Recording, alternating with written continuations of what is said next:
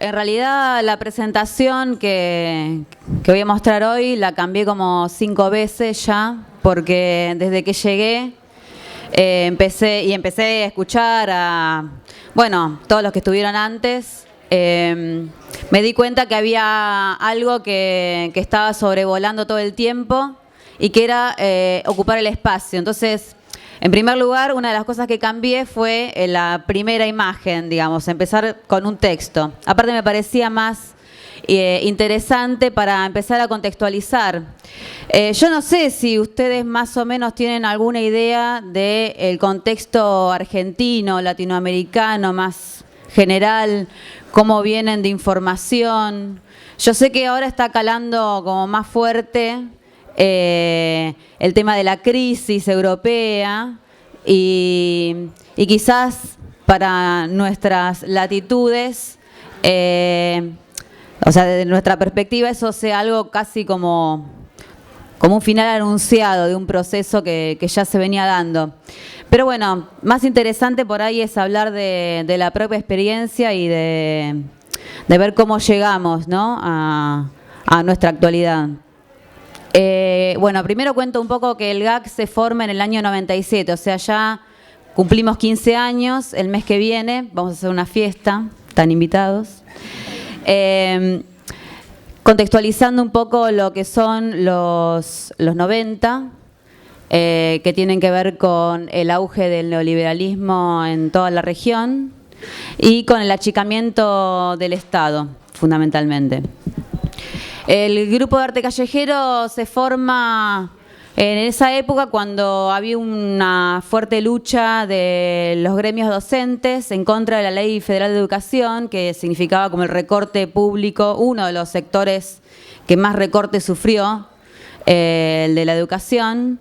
Pero no era la única lucha que estaba presente en ese entonces. Hay que mencionar un método que cobra auge en ese entonces, que es el piquete. No sé si escuchaban hablar ustedes de los cortes de ruta, de los movimientos de desocupados. Bueno, los primeros piquetes o cortes de rutas fueron en esta época, en el 97 también.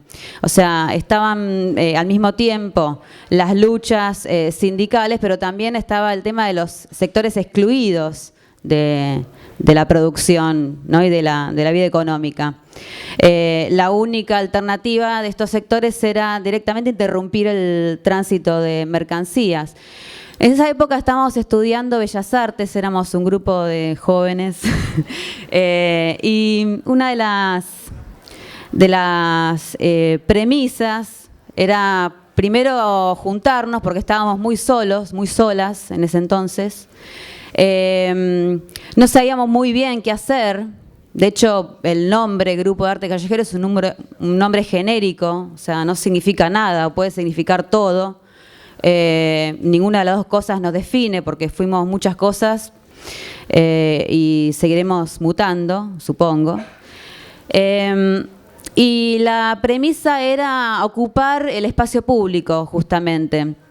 Las líneas que empezamos a trabajar tenían que ver con la crisis del neoliberalismo, pero también voy a plantear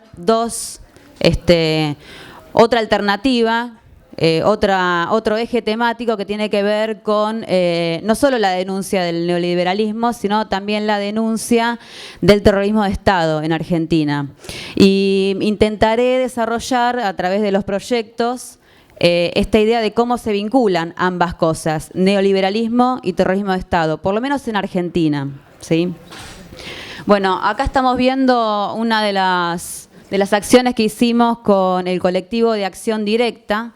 En esa época con el grupo teníamos una modalidad muy distinta a la actual. Por lo general queríamos irrumpir en el espacio público, tomar el espacio sin pedir permiso, obviamente, y acciones muy rápidas, de las cuales generalmente quedaba alguna huella o no, pero lo más importante era ponerle el cuerpo a la situación.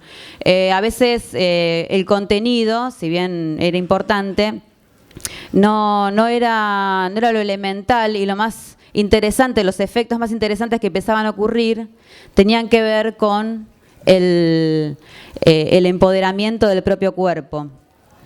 Cuando salimos con el colectivo de Acción Directa, esto fue en julio más o menos del 2001, empezamos a trabajar con esta idea de las banderas, ¿no? Y de los banners de liquidación por cierre para denunciar el achicamiento del Estado. Y no solo eso, sino también denunciar al Estado como garante del mercado, que es muy distinto. Además de que en los 90 nuestro país estaba afectado por una ola muy fuerte de corrupción, escándalos así de corrupción importantes, o sea, un Estado mafioso. Las reformas laborales, las grandes reformas laborales se hicieron en esta época también. Si bien las primeras fueron de la época de la dictadura, o sea, los primeros derechos que perdieron los trabajadores fueron con las sucesivas dictaduras, pero bueno, en los 90 esto se agudizó. De hecho, la ley de reforma laboral se aprobó con un escándalo terrible sobre sobornos y coimas en el Senado de la Nación. Por eso decidimos salir a colocar estas bandas en las instituciones públicas, en los edificios más representativos del Estado. Los colocamos en el Congreso Nacional y en la Casa Rosada, en la Casa de Gobierno. Otro de los elementos que queríamos denunciar a través de estas banderas gigantes, esta cinta de peligro gigante, era la relación progresiva entre la exclusión social, el hambre, la desocupación, pero también la impunidad. ¿Sí? Y cómo la represión era necesaria también para garantizar cierto orden social, ¿no? Dentro del caos que ya se venía avecinando. Época también de grandes movidas, así como estaban en muchos sectores del interior del país, en zonas rurales, ciudades como Tartagal en el norte, Cutralcó en la Patagonia, desempleados cortando rutas, y surgía esta nueva metodología, ¿no? de protesta, digamos. También en la ciudad se generaban muchos movimientos de solidaridad con los grupos que estaban acá en Europa protestando contra el Fondo Monetario Internacional y el G8. De hecho, esta imagen que estamos viendo es del S26, de cuando se reunió en Praga en el 2001.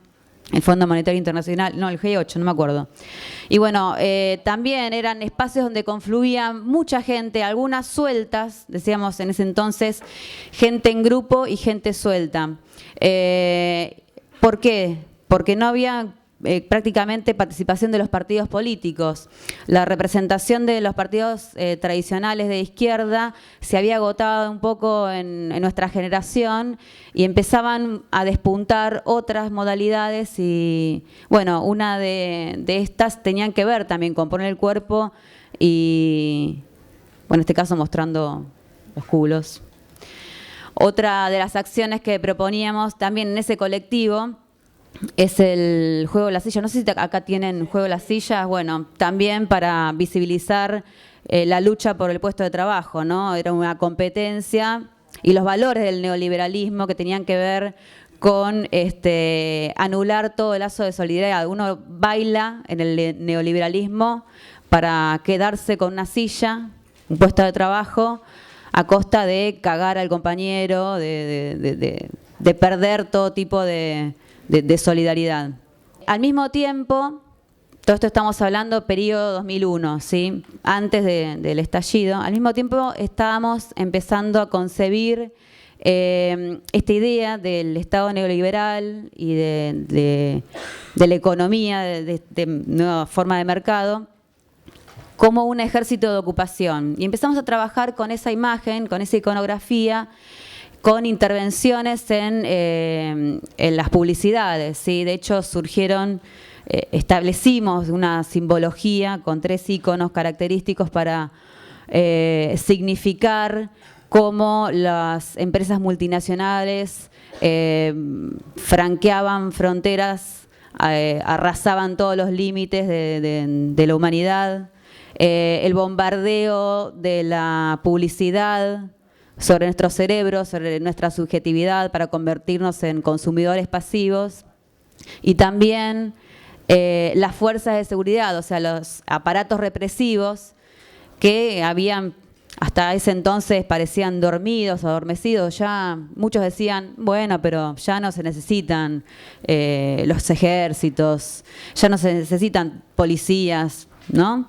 Sin embargo, era necesaria la represión para sostener la estabilidad social en ese entonces.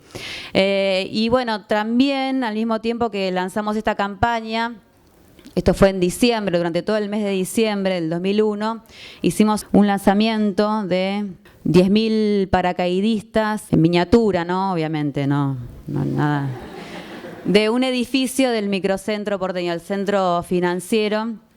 También tenía que ver con una acción sorpresiva, si se quiere, porque era algo que si bien veníamos preparando durante meses, en donde el espacio de reunión era un espacio de socialización, la acción duró 10 minutos, concretamente. Y se dio justamente el 19 de diciembre del 2001, el día que se produjo el estallido social. Cuando empezó justamente toda la gran revuelta, los saqueos, nosotros estábamos tirando paracaidistas de un edificio del microcentro. Algo totalmente ridículo, o sea que ni nosotras podíamos creer lo que estábamos haciendo. Nos parecía totalmente frívolo y una falta de respeto a la humanidad, que mientras estaban saqueando supermercados en el conurbano, en la zona, en el cordón fronterizo de la capital, nosotros hacíamos algo tan divertido y la estábamos pasando tan bien, ¿no?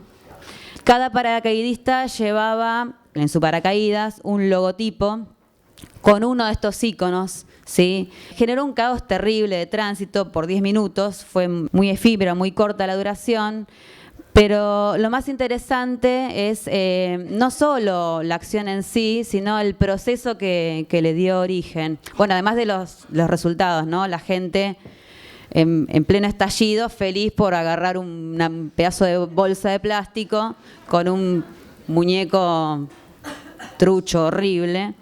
Le parecía, no sé, algo divertido. Claro, nosotros en ese momento, cuando hicimos la acción, no teníamos conciencia de que lo importante, lo interesante estaba ocurriendo en la cocina de eso. Nosotros tuvimos meses atando los hilitos a las bolsas y los hilitos a su vez a los soldaditos de plástico. Eso duró más o menos, sí, creo que eso fueron 4 meses de trabajo previos, donde nos juntábamos 2 o 3 veces por semana en un espacio, ahí mismo, en ese mismo edificio que es de un centro cultural, era de un centro cultural. Y no solamente nos juntábamos nosotras, que en ese entonces, bueno, estaban los chicos todavía. Ahora somos 5 mujeres, quedamos, los hombres, no sé, se fueron. Éramos unas 7, 8 personas, el núcleo organizador, y venían todos nuestros amigos, familiares, y los poníamos ahí a armar como una especie de producción fordista, los paracaídas. Pero además charlábamos, o sea, no era que los teníamos así esclavizados, sino que se daban interesantes charlas, interesantes debates en ese transcurso, y fue muy interesante cómo eso nos fue cambiando. Todo ese proceso de trabajo nos fue cambiando. Por eso cuando a veces hablamos con el grupo, ¿no?, de la eficacia comunicativa hacia afuera de lo que producimos para los demás, si se entendió, este hombre habrá entendido la acción con esa cara. O sea, ¿habrá entendido lo que le quisimos decir? Realmente no lo sabemos, pero lo que sí sabemos es que eso nos transformó a nosotras, nos transformó totalmente.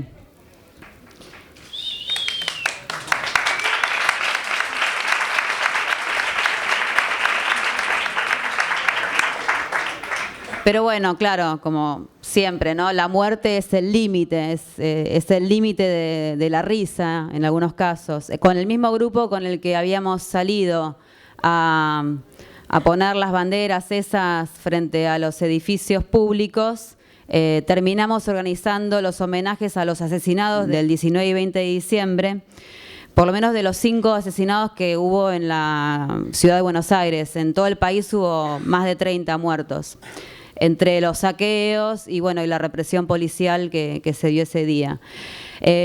Claro, ahí pasábamos, ¿no?, de estar tirando soldaditos y riéndonos a, de repente, empezar a una construcción totalmente diferente de lo que es la reivindicación, si se quiere, de algo que no sabíamos muy bien qué, porque es el día de hoy que todavía no sabemos bien qué fue el 19 y 20. No había ni hay partidos políticos, no había gente, digamos, no había cabezas conduciendo, no había banderas políticas, porque cuando sacaban una bandera de un partido político, los que estaban al lado decían, no, bajala porque no nos representás. Esa crisis de la representación, esa, digamos, que se vayan todos, que era la frase de ese momento, tenía que ver con que se vayan todos de verdad, todos, o sea, los que estaban en el poder, pero también los que todavía no estaban en el poder y querían estar en el poder. Se generó una movida interesante que, si bien fue efímera, dejó algo, dejó una huella, que eran las asambleas barriales, populares, donde las comunidades se organizaban para decidir cómo continuar una lucha que pudiera tener cierta trascendencia, ¿no? Y no solamente juntarse a debatir. Pero claro, otra vez, ¿no?, el tema de la muerte. El 26 de junio del 2002, en el puente Pueyrredón, hubo un piquete, un corte de ruta, del corte del puente, y otra vez la represión y 2 piqueteros asesinados, dos compañeros asesinados, ¿no? Que fue muy bien cubierto el acontecimiento por Indymedia. De hecho, Indymedia ayudó a desmontar la estrategia mediática de invisibilización de la represión, ¿no? Diciendo, Clarín, el gran diario argentino, diciendo que la crisis fue la que causó estas 2 nuevas muertes, ¿no? Cuando en realidad todos sabíamos que había sido el comisario Franchotti disparándole en la cabeza. Entonces, gracias también a todo ese movimiento de periodistas independientes que empezaron a conformar Indymedia Argentina, en aquel entonces no existía todavía, se desmontó este operativo mediático. En ese entonces, bueno, se abrió un proceso especulativo importante en la ciudad de Buenos Aires. Con el grupo empezamos a trabajar también con movimientos desocupados que integraban espacios dentro de la ciudad que habían ocupado algunas viviendas o algunos predios con fines culturales o para habitar o para vivir. Y se nos había ocurrido armar este falso ministerio, el Ministerio del Control, y lanzando el Plan Nacional de Desalojo, para que la gente pudiera elegir a través de un formulario que llenaba ahí mismo y lo depositaba en una urna, de qué manera le gustaría ser desalojada. Esto lo referencio con algo que dijo Sonia ayer, que tiene que ver con la sobreidentificación, ¿no? Las encuestas las hacíamos en la calle o en shoppings también. El formulario te decía, te pedía que dejes tus datos y que consignes si querías ser desalojado con violencia o de querusa. De querusa es un, ¿cómo se traduce? Destranquis. Claro, con presencia mediática o no, con pérdida de bienes materiales, con pérdida de vidas humanas, etcétera, etcétera. Ahora, esto que en ese momento era tan impactante porque la gente realmente le chocaba, pero enseguida entendía, ¿no? Entendía el chiste y entendía la problemática. Hoy en día, bueno, hace un año y medio atrás más o menos, fue realidad. Porque el gobierno de Macri, que es el gobernador de la ciudad de Buenos Aires, tipo siniestro si los hay, creó una unidad de control del espacio público, justamente la UCEP, la famosa UCEP, que se dedicaba a desalojar indigentes a los palazos, contratando, por ejemplo, patotas de ex policías o miembros de barras bravas de fútbol. ¿Cómo se llaman las barras bravas acá? Hinchas, ultras. Bueno, de hinchas violentos. O sea que esto que nosotros en el 2003, 2004 veíamos como una ficción, ¿no? Como algo, como un código de complicidad con los vecinos, ¿no? Que no querían ser desalojos, estaba claro que no querían los desalojos, de repente terminó existiendo en la realidad, ¿no? La realidad superó la ficción. Algo parecido nos pasó unos meses después, cuando lanzamos la campaña Segurísimo. Para ese entonces ya la alianza efímera entre la clase media, ¿no? De los ahorristas, los caceroleros, ¿no? que reclamaban a los bancos, y los piqueteros, los desocupados, los excluidos, los que ya estaban sin trabajo hace muchos años, ¿no? Había una frase que decía: piquete y cacerola, la lucha es una sola. Bueno, ya para ese entonces se había desarmado esa alianza. O sea, cuando los ahorristas le devolvieron sus ahorros, se terminó, digamos, básicamente. Claro, con un poco de ayuda, no solo fue eso, sino también una fuerte campaña mediática para criminalizar la pobreza, para incentivar el miedo al otro, el miedo al pobre, sobre todo está muy arraigado, todavía lo está.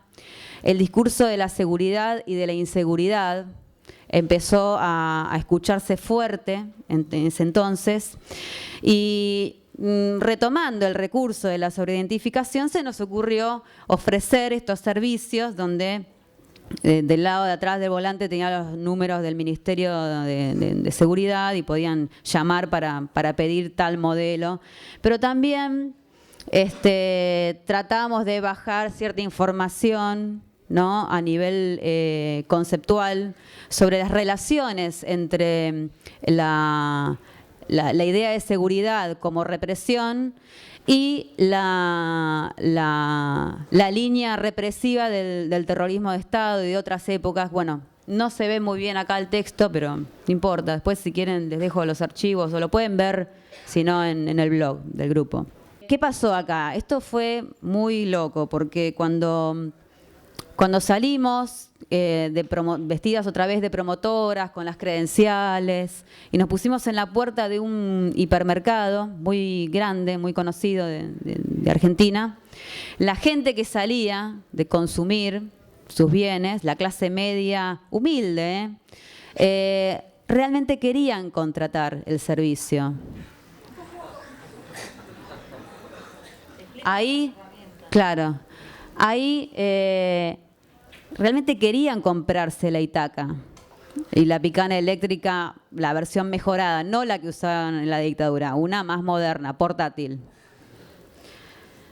Ahí ya nos empezamos a preguntar si ese método, si ese principio era apropiado para ese momento histórico que estábamos viviendo. Porque fue muy incómodo estar parada en una esquina con una remerita amarilla y una credencial, escuchando a la señora del barrio diciendo: ay, pero ¿dónde tengo que llamar? Sí, yo lo quiero, ¿cuánto sale? Y hablando pestes sobre la situación actual y los delincuentes y la cantidad de crímenes. Ahí tuvimos que replantearnos las cosas, pero en realidad es replantear el método, ¿no? Ningún método, como decía ayer John, no sé si está, no lo vi hoy, nunca puede permanecer en el tiempo, nunca puede considerarse absolutamente eficaz, porque cambia de un día para el otro, porque cambia el contexto, porque cambia la situación y ya la gente percibe las cosas de otra manera. Pero bueno, antes decía, acá cuando hablaba del contenido del volante, hablaba de la relación entre el discurso de seguridad, el discurso del consumo y el terrorismo de Estado. Y esa es la otra, digamos, beta, la otra línea que el grupo trabajó siempre también desde su fundación, desde el año 98 más precisamente. Cuando estábamos en enero del 98, habían salido a la luz unas declaraciones públicas a un medio gráfico del el represor Astiz, de la ESMA, de la Escuela de Mecánica de la Armada, que fue un centro clandestino de detención durante la dictadura, donde pasaron más de 5.000 detenidos, se calculan aproximadamente. En esas declaraciones reivindicaba la tortura, reivindicaba el terrorismo de Estado, y no lo podían meter preso, solamente lo podían juzgar por apología del delito, pero no podía ser juzgado ese tipo por haber sido torturador, infiltrado, entregador del grupo de madres de Plaza de Mayo, por haber destruido, sido responsable de la destrucción de una generación. Y la verdad que la indignación, para retomar también un concepto que ahora también se escucha mucho por acá, fue muy grande. Para ese entonces, ya la agrupación Hijos, que son hijos de desaparecidos, contra el olvido y el silencio, que hay acá en Barcelona, Hijos Barcelona también, ya del año 96 habían empezado con una práctica conocida como escrache. ¿Escucharon hablar alguna vez de esto? ¿No escucharon? Bien. Está bien. Bueno, yo ahora les voy a contar de qué se trata. Hijos de desaparecidos se funda más o menos en el 95. Se conocen la mayoría yendo al psicólogo. Y bueno, cuando empiezan a configurar de alguna manera su identidad, ¿no?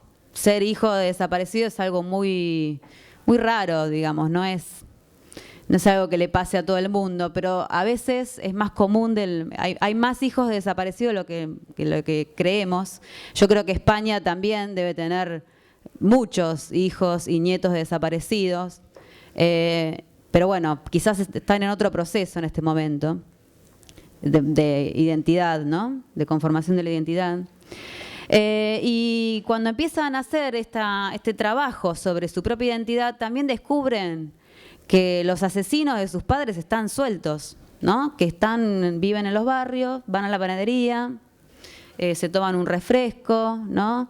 De hecho, a muchos de ellos les pasó cruzarse en la calle, ir a un bar y estar ahí sentado. A un amigo nuestro le tocó, trabajando de camarero, tener que atender la mesa y se negó. Historias así hay miles, pero bueno, son las declaraciones de este tipo las que remueven otra vez esta llamarada, ¿no? Esta indignación. Si no puede ser que este tipo esté suelto con todos los crímenes que cometió y solamente lo cite la justicia porque hizo apología del delito en unas declaraciones en un medio gráfico. Bueno, ahí empezó el grupo, el GAC, a involucrarse con una práctica que tiene que ver con la denuncia de esta gente. El término escrache es un término del lunfardo. El lunfardo es ¿cómo se dice? El slang, no sé. Jerga, un slang, sí. Una jerga porteña, ¿no? Que quiere decir básicamente poner en evidencia, sacar a la luz, pero de manera irreverente, ¿no? Escrachar a alguien es por ahí alguien que no quiere ser fotografiado, le sacas la foto y se la publicás. Eso es, digamos, también escrachar. Pero bueno, el escrache empieza a ser ya no un verbo, sino un sustantivo, ¿no? El escrache es una práctica. Se empieza a definir como una práctica que fue cambiando en el tiempo. La práctica pasó de ser los primeros escraches sorpresivos, ¿no? Se caía en la casa del tipo se le tiraban de todo, le escribían asesino, torturador. Se convocaba a los medios una hora antes, entonces tenía mucha repercusión mediática. En el año 97 y 98 los scratches eran de esta manera, a transformarse en una práctica donde se requiere la participación del barrio. Es decir, es más importante que la visibilidad mediática que se le da a esa acción, es la construcción de la idea de condena social, ¿no? Con el barrio, con los vecinos, incluirlos, ¿no? O sea, se pasó de trabajar contra, a muchas veces también contra el barrio, porque a veces los vecinos lo veían como algo muy violento, a trabajar con, ¿sí? También es contra, ¿no? Es contra la impunidad, ¿no? Es denunciar al tipo. Muchas veces pasó de que no les dejaran, no les permitieran la entrada a algunos comercios de la zona, ¿no? Pero también al principio el scratch era una actividad, digamos, poco saludable, porque había mucha represión en ese momento y cada 2 por 3 alguna ligábamos. Y nuestra participación con el GAC dentro de los scratches fue prácticamente la misma que tuvieron otros grupos, como Etcétera, por ejemplo, a través del teatro callejero, un grupo de chicos que hacían serigrafía, que después nos ayudaron a hacer este tipo de carteles, ¿no? Donde la premisa, o sea, la propuesta del grupo tenía que ver concretamente con señalizar, o sea, tergiversar el código vial para señalizar centros clandestinos de detención y los domicilios de los genocidas. Cuando caemos en la primera asamblea a la que somos invitados, con esta propuesta nos dicen, sí, pero estaría bueno también que se incluya el reclamo de juicio y castigo, porque el reclamo de juicio y castigo es un reclamo histórico de los organismos de derechos humanos, ¿sí?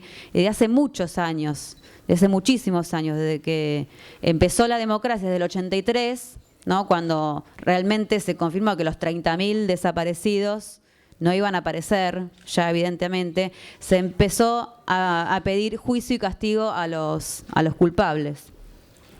El scratch llevaba todo un trabajo de campo en el territorio, ¿no? Ir a averiguar dónde estaban los postes, también para nosotras era importante para saber qué distancia colocar en cada cartel. Ir a estudiar el barrio, cómo era, si el barrio era permeable o no, si había vías de escape fácil, digamos, o si había calles sin salida que podían dificultar en el caso de represión. Y habitar el espacio, habitar el territorio, empezó también a transformar absolutamente nuestra relación con la ciudad, ¿no? Por eso, cada vez que pensamos en un cartel, cada vez que pensamos en el próximo scratch, también pensamos cómo caminar ese lugar, cómo entenderlo y cómo darlo a comunicar. De hecho, hubo muchas estrategias comunicativas que se emplearon. No sé si acá se usan los volantitos ofreciendo servicios. Bueno, también se tergiversaron varios de estos códigos urbanos, ¿sí? Algunos hechos desde el grupo de arte callejero, otros propuestos por los mismos compañeros de hijos, ¿sí? En el espacio de reunión se diluyen las identidades. El GAC siempre trabaja con otros grupos y cuando se integra a trabajar con otros grupos, el GAC no existe, pasa a ser parte de algo. Los otros grupos ya dejan de tener un nombre, si bien, bueno, después cuando se firma, ¿no? un comunicado o algo, todo el mundo firma, pero el proceso de trabajo, la metodología tiene que ver con esta dilución, ¿no? Quizás, ¿qué podemos aportar? ¿Alguna herramienta? ¿Algún recurso gráfico? ¿Cómo resolver creativamente algún aspecto de lo visual, que es en realidad nuestra especialidad, porque la mayoría venimos del campo de las artes visuales, si bien todas trabajamos de docentes de artes visuales, pero y además, bueno, hacemos miles de cosas para sobrevivir, ninguna de nosotras se considera artista, por ejemplo, siendo igual el grupo, se llama grupo de arte, callejero, y lo que hacemos no lo consideramos arte muchas de estas veces, ¿no? Porque, bueno, no sé, por ahí es una discusión un poco vacía ahora hablar de si qué es arte, qué no es arte, pero sí empezamos a notar cierto interés de las instituciones artísticas sobre nuestro trabajo. El cartel tenía una función fundamental, acompañar la marcha, ir adelante. La marcha, eso no lo dije, me olvidé, era una fiesta en realidad. No era la marcha tradicional, había música, la gente bailaba, cantaba, nos divertíamos, los scratches eran divertidos. Y esa es otra de las características, es el tercer, digamos, espacio de resistencia que se abre también fines de los 90, ¿sí? Que rompe con las formas tradicionales de hacer política. Por un lado, veíamos que el piquete era, si bien después, bueno, también se institucionalizó de alguna manera, o se volvió una práctica más convencionalizable o más codificada, ¿no? Como todo, ¿no? Primero surge como algo espontáneo, como algo disruptivo, y después viene la lucha por codificar eso y transformarlo y hacer de eso un dogma. Bueno, por suerte con el grupo tratamos de evadir los dogmas, pero bueno, son procesos culturales que sabemos, que somos conscientes de que existen en todos los lugares. Bueno, y otro es el scratch, ¿no? La práctica del scratch como espacio afectivo, como espacio festivo y como un potente aglutinador generacional, porque si hay algo que transforma el scratch es a quienes lo practican, básicamente. No solamente porque la mayoría, bueno, en aquel entonces éramos jóvenes, ¿sí? Bueno, más o menos. Sino que el modo de vivenciar el territorio dentro del scratch tenía que ver con una fuerte presencia del cuerpo. Todo el tiempo es el cuerpo en el lugar, ¿no? Es los signos sonoros presentes, es la música, es el grito, es la mancha, es lo espontáneo también que se puede generar. Y nosotros concebíamos las señales viales como una huella también del estar en el lugar.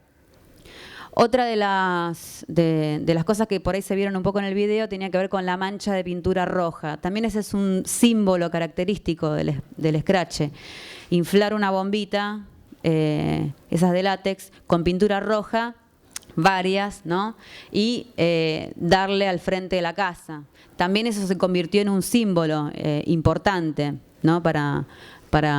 Como huella, ¿no? Lo que queda después.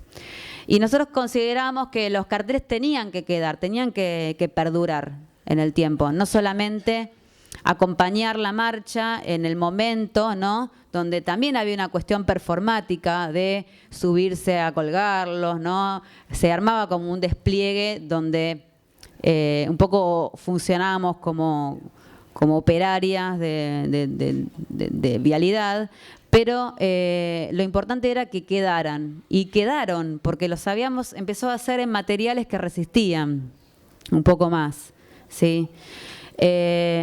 Los personajes escrachados iban, desde los más conocidos, como Videla, Macera, bueno, son los máximos responsables, hasta también miembros de la Iglesia que habían sido cómplices de la dictadura, ministros de Economía o gente vinculada a otras áreas que también fueron, digamos, beneficiarias del terrorismo de Estado, porque, bueno, hay que aclararlo, el terrorismo de Estado en Argentina y en todos los países de Latinoamérica, sobre todo, donde se implantó, tuvo como finalidad anular o detener los procesos revolucionarios y los movimientos de resistencia a los cambios que proponía la CIA y el Pentágono, y sobre todo cuando en la Escuela de las Américas empezaron en la década del 50 a adiestrar, en la Escuela de las Américas empezaron a adiestrar a los principales responsables de los ejércitos de los distintos países en prácticas de tortura, contrainsurgencia, etcétera, etcétera. Ya se hablaba en ese entonces de la doctrina de seguridad nacional. La doctrina de seguridad nacional es el enemigo interno, ¿no? El enemigo no está afuera, el enemigo está adentro. Hay que perseguirlo. De ahí también que van a escuchar muchas veces que del discurso de la derecha dominante, ¿no? Donde los desaparecidos en realidad son terroristas, son subversivos, son enemigos de la civilización occidental y cristiana sobre todo, hablando de la cúpula de la Iglesia que apoyó el golpe militar. No así el movimiento de sacerdotes del tercer mundo, ¿sí? Como ven, la bandera de peligro siempre salió a la calle, también se usó en los scratches. De repente, cuando el represor se enteraba de lo que estaba pasando, que lo iban a escrachar, algunos se iban y cubrían el frente de la casa. ¿Sí? Médicos que trabajaron en los partos clandestinos, apropiadores de niños que han sido, hay alrededor de unos 500 niños que ahora ya son adultos, obviamente que todavía no recuperaron su identidad, los vuelos de la muerte y sobre todo la contextualización, ¿no? De si vemos las fechas, ¿no? Esto empezó mucho antes, ¿no? 50, 60, 61, 62, 63, 76. Decíamos sobre el tema de la cartografía, ¿no? Y cómo eso empezaba a conformar una nueva territorialidad, ¿sí? Otros formatos, por ejemplo, una vez que escrachamos a un tipo que había sido miembro de la AAA, la Alianza Anticomunista Argentina, que empezó a funcionar antes de la dictadura, en realidad, también matando gente en la calle. Era jefe de seguridad de Metrovías, la empresa de metro que maneja el metro en Buenos Aires, ¿sí? Hicimos una campaña también de pegatina y empezamos a repartir viajes gratis contra la impunidad dentro del subterráneo. Cómo también el terrorismo de Estado se fue reciclando en las empresas de seguridad, ¿no? Cuando, claro, ya era muy evidente que el tipo que era un torturador, un asesino, no podía seguir trabajando para el Estado, para la institución militar. Entonces por ahí se le echaba o simulaban alguna especie de reubicación y muchos de ellos terminaron trabajando en empresas de seguridad privada, ¿sí? Bueno, también otro miembro del clero. Y llegamos a una acumulación de la práctica del scratch, o sea, todos los puntos que ustedes ven en el mapa son lugares escrachados, ¿sí? Ya sean domicilios de genocidas o centros clandestinos de detención. Fue necesaria la acumulación de la información para poder generar nuevas lecturas en el territorio, ¿sí? De hecho, el mapa se repartía. Y al mismo tiempo que ocurría eso, éramos invitadas a participar, mejor dicho, había un concurso de esculturas por un parque de la memoria y se nos ocurrió participar. Cuestión que el proyecto que hemos presentado resulta ganador del concurso, con lo cual nos empezamos a sentir que estábamos de alguna manera institucionalizándonos, ¿no? Y otra vez el debate de la cooptación. ¿Qué pasa con los museos de la memoria? ¿Sirven para algo o no sirven para nada realmente?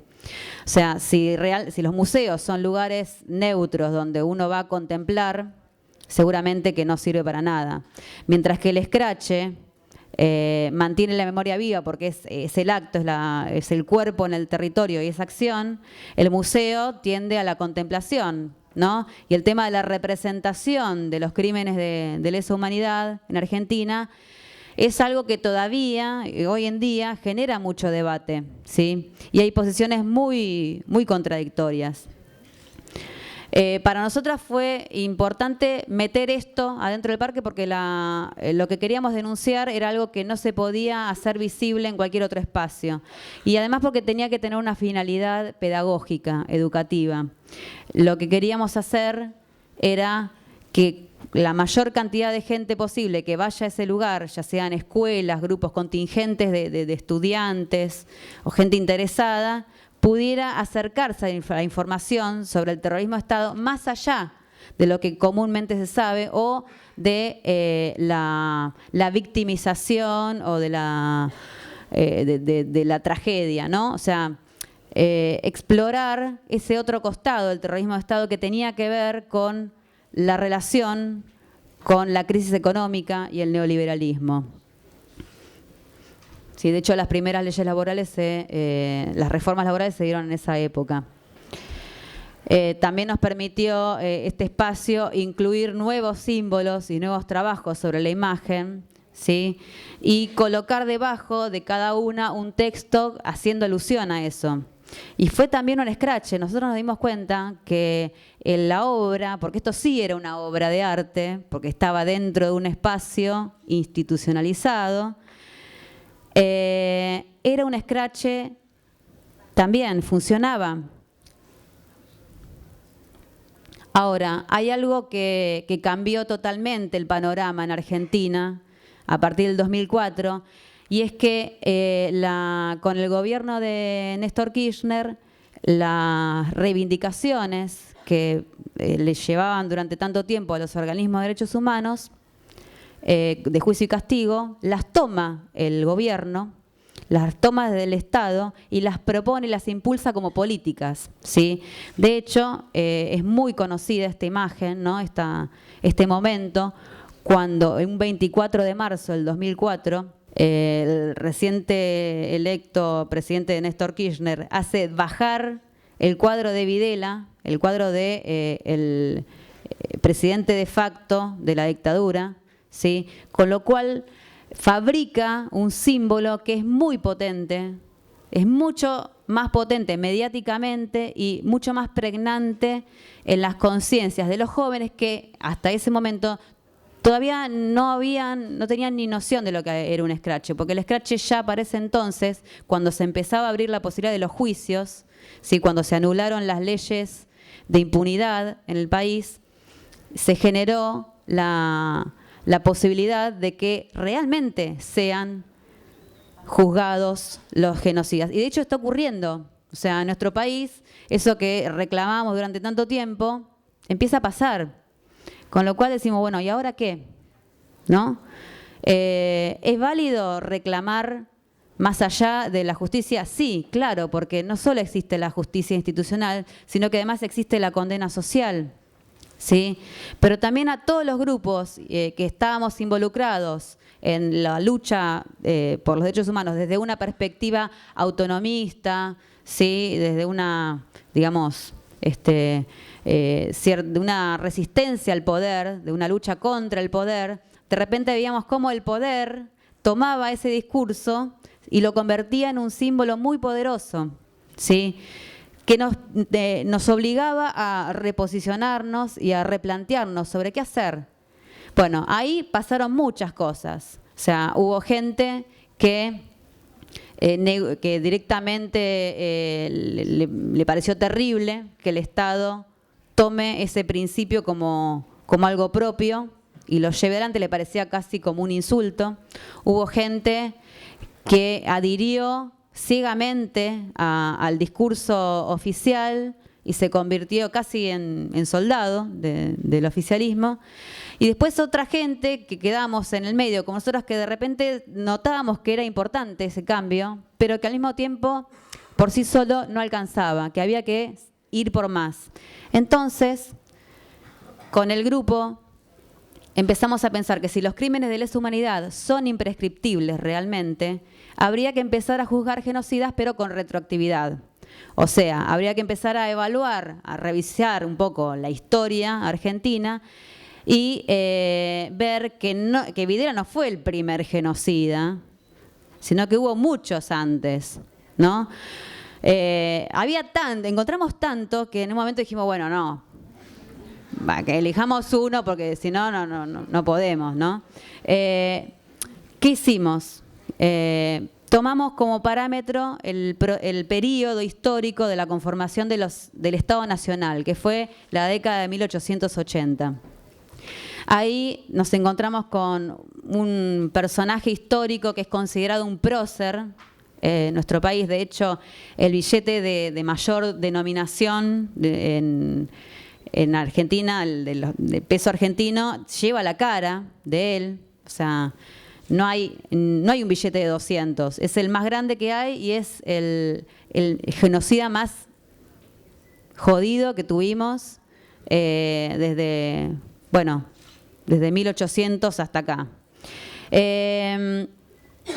Empezamos a pensar que si Julio Argentino Roca es considerado un prócer, tiene monumentos, llevan su nombre calles, plazas, escuelas con el nombre de Julio Argentino Roca, que era una aberración, que no podía ser, ¿no? Entonces empezamos a trabajar con la idea de antimonumento, ¿sí? La idea del antimonumento tenía que ver con este reposicionamiento frente a la nueva situación que empezaba a ocurrir con la derogación de esas leyes de impunidad, ¿sí?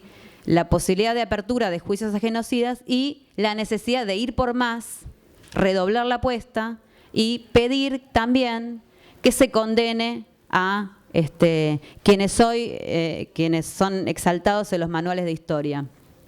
Creamos esta comisión ficticia, hicimos unas publicaciones, armamos un proyecto de ley que incluso después hubo un movimiento que se generó a partir de esto muy importante, que lo encabezó el escritor Osvaldo Bayer, donde no tomó el proyecto de ley que proponíamos nosotros, porque el que proponíamos nosotros tenía que ver con derribar el monumento y hacerlo mierda, no daba, quedaba mal, porque era patrimonio histórico, no sé qué dijeron, que era una obra de arte, no se podía destruir.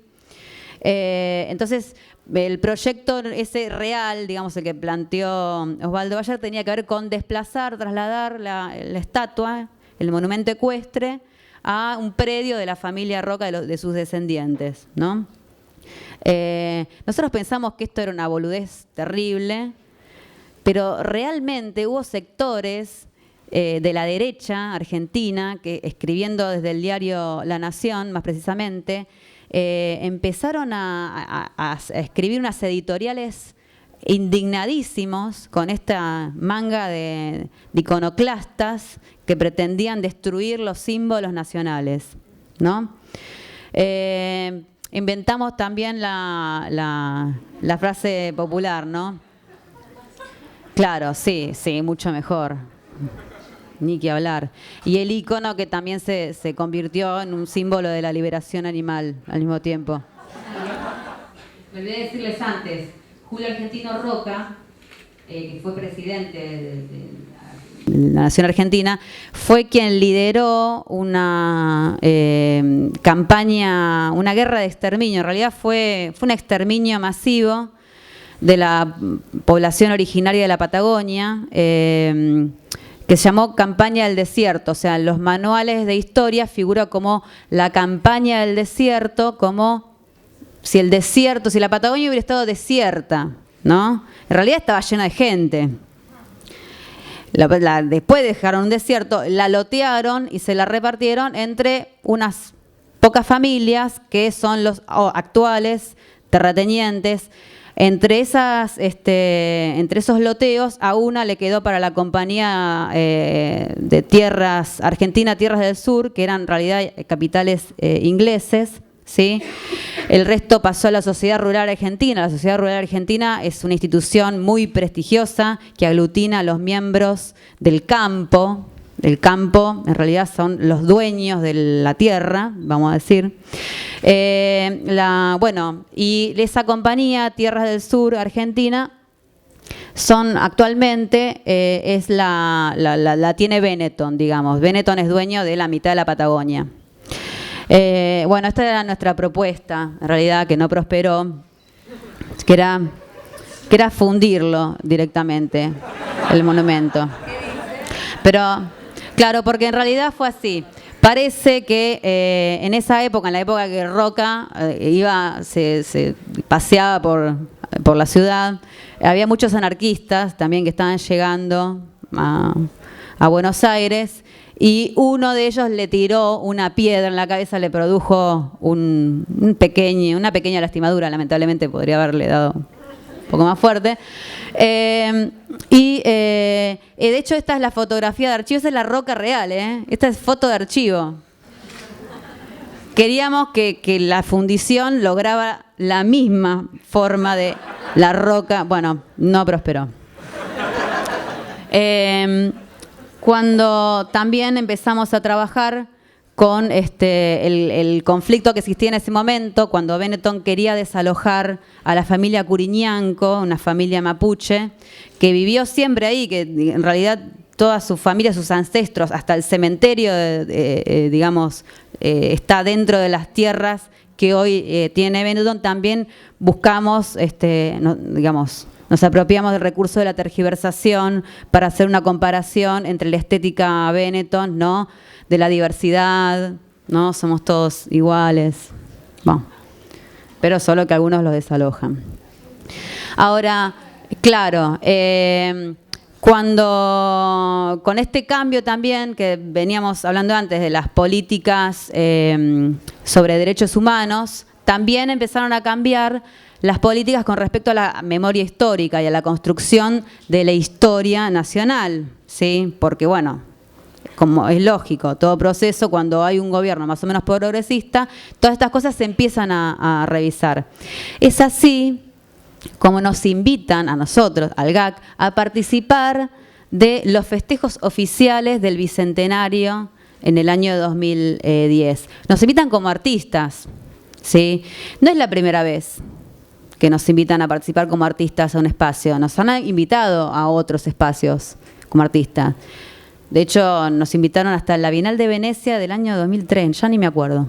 No sé, pero la verdad es que nos peleamos mucho en esa época porque había algunos estaban a favor, otros en contra. No estaba todavía saldada una discusión fundamental para nosotras que tenía que ver con el tema de la fagocitación, ¿no? Cuando te invitan a integrar una institución artística, a participar de una megamuestra, una bienal, lo que sea, tu trabajo pierde potencia, porque el marco contenedor, ¿sí?, que todo lo aísla, el gran dispositivo de exhibición del arte, es una máquina de hacer mierda todo, o sea, de lavar todo sentido, de quitarle potencia, de convertirlo en algo, digamos, digerible. Y bueno, nos pasó varias veces, o sea, no tenemos ningún pudor en reconocerlo, que más de una vez al participar en muestras de este tipo, nos fue como el culo, porque todo lo que nosotros habíamos pensado que iba a ser una denuncia impresionante, que iba a, no sé, a cambiar la mentalidad del espectador de arte, no pasó realmente. De hecho, por eso, durante mucho tiempo, nos aislamos de ese tipo de espacios y decidimos volver a la producción interna, intragrupal y de intervención en espacios públicos. Pero esto tenía como el gustito, ¿no?, de que te dicen, hacé lo que quieras. ¿En serio? Sí, hacé lo que quieras, ¿no? Pero de presupuesto, ¿qué onda? No, está todo, lo cubre todo el gobierno. Pero sí, lo que quieras. Y claro, nosotros veíamos que era tan eficaz el dispositivo, era tan tentador que no pudimos negarnos realmente. Empezamos trabajamos con esta idea del cartel pasamensaje. Podríamos haber hecho algo con mucho más efecto también, ¿no? Pero nos interesaba más el cartel pasamensajes, ¿no? La información directa, cruda, duraba como media hora, La gente, claro, en un lugar de tránsito, pasaron no sé qué cantidad de gente durante 5 días. Y nosotros pasábamos esos mensajes como si nada.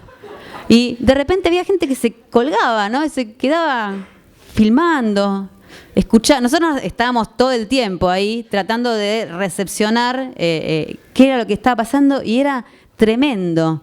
Tremendo porque no había una persona que le resultara indiferente y disruptivo, porque a todo alrededor era viva la patria, todo celeste y blanco, los gauchos, las boleadoras, todo digamos, el estereotipo del ser argentino estaba presente en imágenes, en señales, en espectáculos.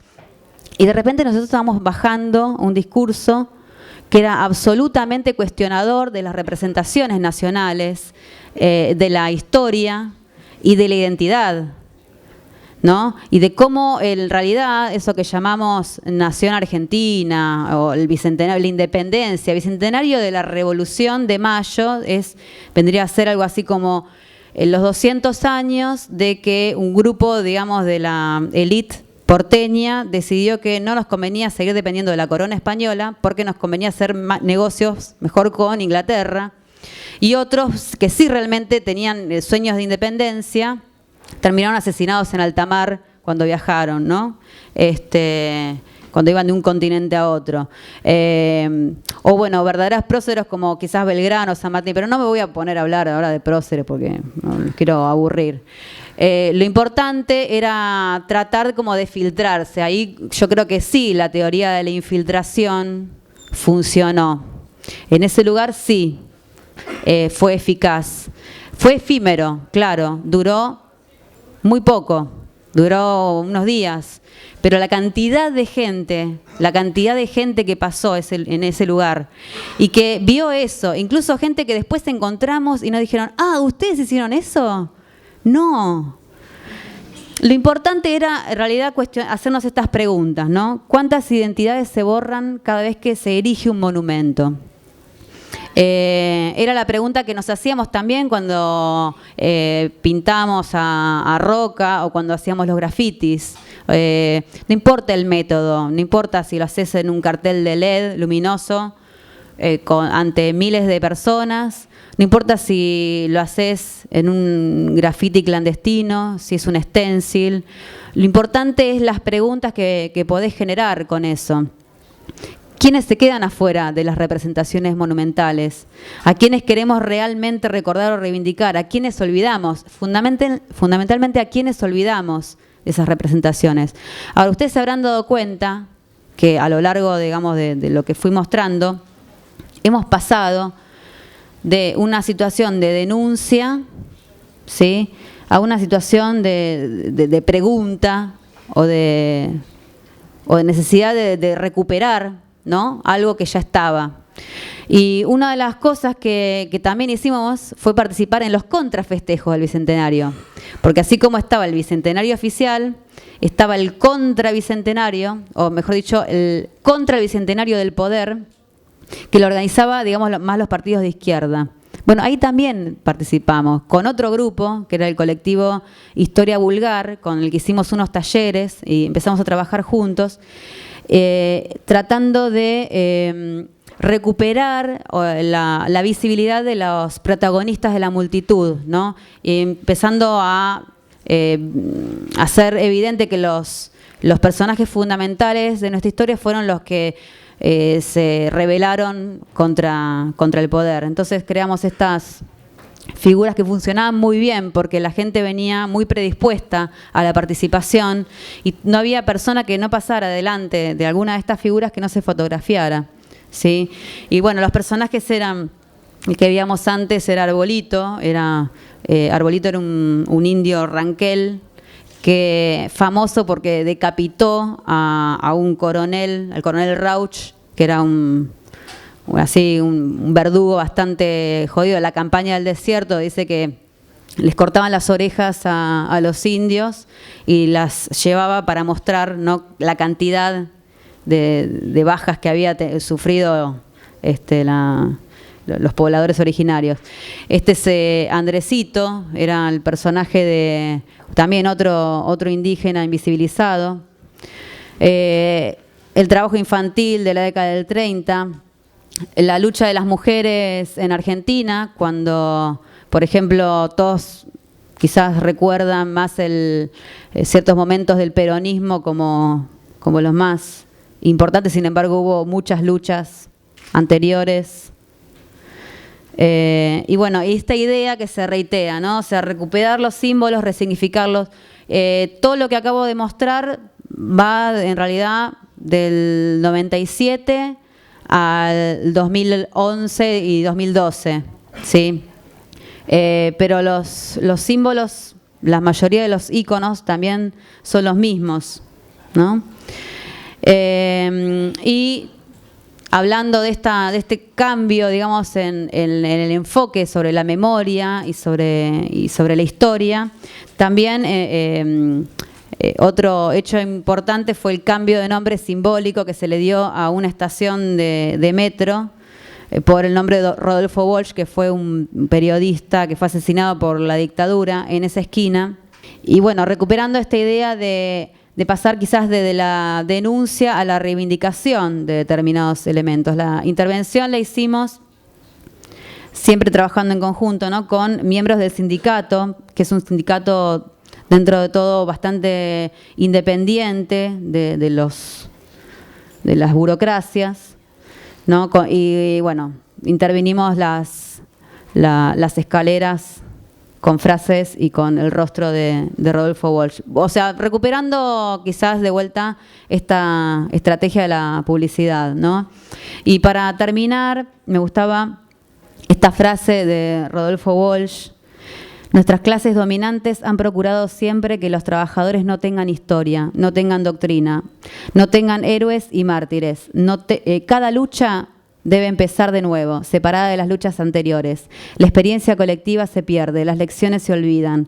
La historia aparece así como propiedad privada cuyos dueños son los dueños de todas las otras cosas.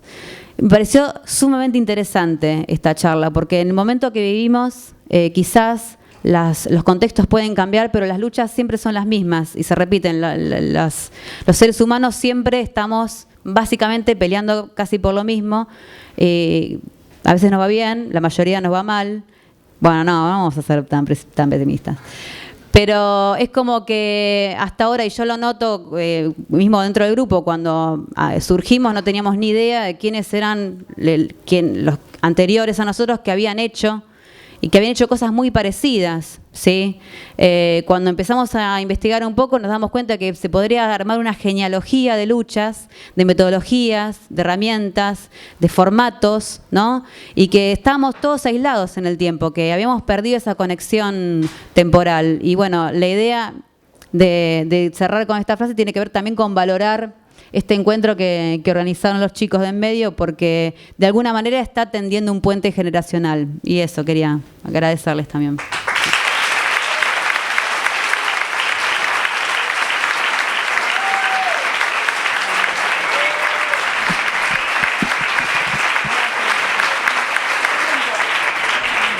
Bueno, si alguien quiere hacer algunas preguntas, también podemos tener esos 10, 15 minutitos para pregunta-respuesta.